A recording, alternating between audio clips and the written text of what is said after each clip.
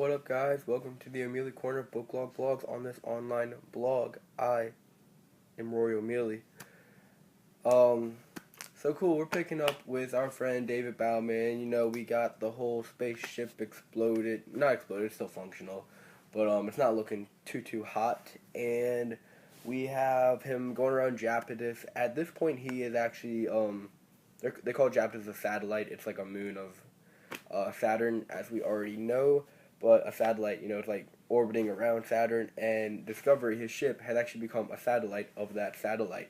It is currently orbiting around Japetus, kind of waiting for when he needs to make his little drop off onto the, not planet, onto the astronomical body. Okay, cool. So, the thing about Japetus is kind of cool. He was talking about it has like a strict two hemispheres, dark side and day side. Because one side is always facing Jupiter. Saturn. Japetus, got me confused. So we have Japetus, and one side's always dark facing Saturn. Yeah. And to describe the dark side, looking a little bit kind of like burnt toast. So not too appealing, but I mean, if you like burnt toast, go for it. And we have the day side. It is like perfectly smooth. It is white. It is like creamy almost. So it's like a giant lake of frozen milk almost. So it's, I don't really know how to describe it any way other than that. The book used a description somewhat like that. So yeah, we're gonna go off that, and hopefully you can envision it for yourself. The only thing he sees is a giant black, like huge black building, no windows. It's like, hey, who put that there? No windows. It's more like a slab, and then it's like, hold up, TMA1's Big Brother. That's why the chapter's called Big Brother. And as he's going in later, we're going to find out he was looking at the pictures, and it seems to have the exact same ratio, 149, as the original TMA1. But thing about TMA1's Big Brother, they named it TMA2. I mean, not too clever, but space talk kind of got to be a little exact with things. So, so we have TMA2 on the day side of the moon, and we have a giant hemisphere of burnt toast. So that's that right now. And then it kind of goes to, a anonymous narrator point of view. And it starts talking, so you're going to have to kind of hang on with me, because make it a little, confusing, but I'll do my best. So we have, an ancient experiment that, is experimenting on forming new intelligence. The original creators of this experiment, they're not man, they're not remotely human. They are they were flesh and blood, but that's about as close as you can get. They seem to be the first intelligence that, in this galaxy at least, because they talk about traveling around the galaxy, not the universe. But, at this point, I don't know. So, these people, they're on their little chunk of rock in space, and they look into space full of awe, full of wonder, full of loneliness. Your kind of usual, I'm surrounded by a ton of stuff and no one's in it. Besides me, it's like if you were trapped in Earth and there's just a bunch of, squirrels around you, no other human beings. So, that's kind of how they felt. And, they found that there was nothing more precious in the galaxy than the mind, than what I think. I'm sure there's a bunch of philosophers that agree with that. I'm sure there are a bunch of people that say, no, give me the new car. But this species isn't really materialistic based, or at least they don't want to be. So maybe that's a sign of wisdom, maybe that's a sign of, I don't know, anything else, I don't know. But anyway, I'm not biased here, right? So we have this species, and they go around to other worlds, and there's other species, dinosaurs are going on, and all that sort of stuff, and they basically farm other species. They plant them, and then the species that they sow, if they're lucky, they get to reap. And if you're not familiar with farmer talk, they plant it, and if they're lucky, they get to take the plant out of the ground and do with it as they wish because it succeeded. But unfortunately, every now and then they have to weed the bad ones out. More farmer analogies. Look at me. But yeah. So for example, when the first time they went to Earth, they studied dinosaurs, and they learned all about them. Studied them. They took like they took dinosaurs as not hostages, but they took them and they like tried to understand them, really understood what they were, and they kind of messed with their destiny. They modified the dinosaurs. They did a bunch of other stuff. They messed with the destiny of these species. And ultimately, well, I mean, they're not here anymore, so apparently dinosaurs didn't do too hot. But we are here, so we did something good. Yeah. So these beings, they were very patient, but they were not immortal. They could live a lot longer than we could, but not immortal. Yeah. So they left Earth, and the dinosaurs were just one example. They left Earth, and there's a million other what they called silent planets, kind of like what C.S. Lewis called Earth, the silent planet. Maybe we'll do a little research on that. Maybe kind of interesting where they all get the same name from. Anyway, so yeah, Earth is one of like many millions of silent planets. A few of these million planets would ever really speak. Maybe in this book, Earth will speak. Not that we're not done with it yet, so we'll find out. And then it kind of gets into the evolution of this species. They left their bodies. At first, they transferred their brain into metal robot things. Then they left their brain completely. They only transferred their mind into these new robot things. And they like could roam among the stars. Their bodies were spaceships. They no longer built spaceships. They were spaceships. They lived among the stars more or less, from what it told us. And they after that they went from natural body to metal body, and then they went to storing knowledge and memory and storing themselves in space and in light.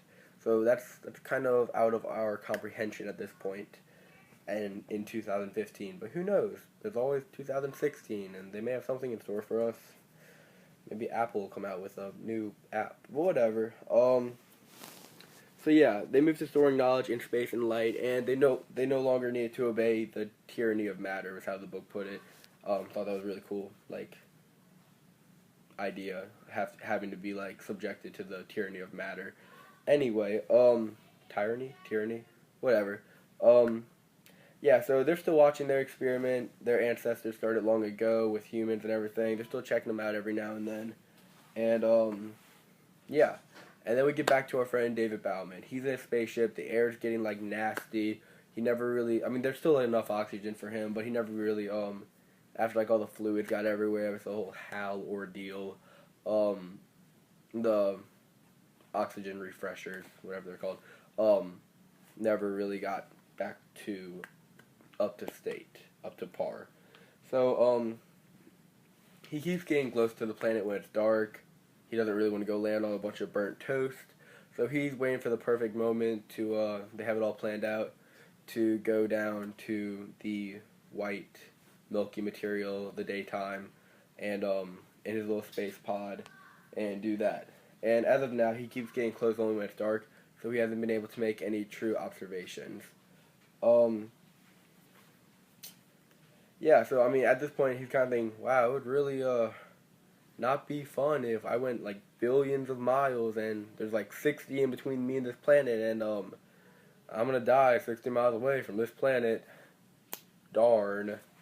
And at this point they're about an hour and a half away light speed from Earth, which would so that's how long it takes to transmit radio, radio transmissions back to each other. Yeah, that's it. Yeah. So, and then it gets to another anonymous narrator from basically the point of the slab, maybe. They end up calling it the Stargate. So, Stargate. I wonder, when I read it, I didn't pick up on it, but maybe that hints at something being named Stargate. Anyway, yeah, so it says that the Stargate, it watched the approaching ship, Discovery. It watched it. Although the Stargate was not alive, if it had emotion, it would have been excited to like see a ship approaching, and disappointed if it just kept going by. But emotions were beyond its power. It's not a living being. But it did observe, and it did note, and it did have some form of logical sequences. So it observed and it noted that the ship was here. It noted what it was doing. It said it kind of like it could feel the soft touches of radiation hitting it, so it could tell that its visitor, Discovery, David Bowman. What would it decide on? I'm gonna go Bowman this time. Yeah, David Bowman. The Stargate could tell that David Bowman was probing it, trying to get at secrets. Not that he found any from that far away. So it said like the ship Discovery, it spoke in blasts of radio waves. So it could pick up on these waves, and that's how the ship and the Stargate communicated, even though neither of them are alive. Okay. Yeah. So, and in response, Stargate said nothing because it had nothing to say. And after a while, it observed that something was falling towards it. It was falling towards it from the orbiting Discovery ship, because Discovery's still orbiting Japanese right now. It knows that something's falling towards it, and it happened to be a pod with David in it. Good old D. Anyway, so at that point, it had one of those like chapter ending, it awakened its slumbered powers kind of thing, you know. So that's how it ended that chapter. And this book actually had a good bit of those, you know, end the chapter here, but make it where you have to read the next one kind of thing. To get that can't put the book down feeling going for you. But some people like that, some people don't, whatever. Yeah. So Discovery's floating around in lunar orbit, and Discovery 2 is 4 to 5 years away, so there's no way David would exist. Probably not physically, definitely not psychologically. At least he said he didn't believe he could. He couldn't live that long in Discovery, waiting for Discovery 2, which would be about 4 to 5 years. To reacquisition, not to rescue, as we had addressed earlier, long time ago, but whatever. Yeah.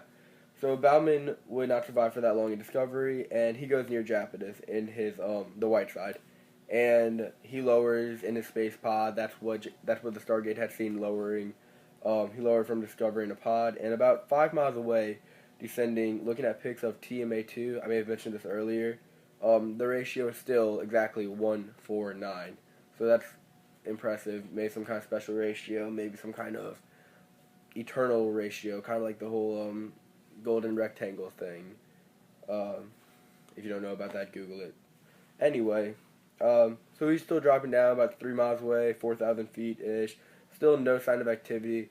He's looking at the Stargate. I still like Black Slab, but he's looking at the Stargate, and he doesn't. There's like no meteorite damage, which is weird because it's just like giant thing hanging out above like a thing that's been in space for millions of years, and it's just kind of hanging out there.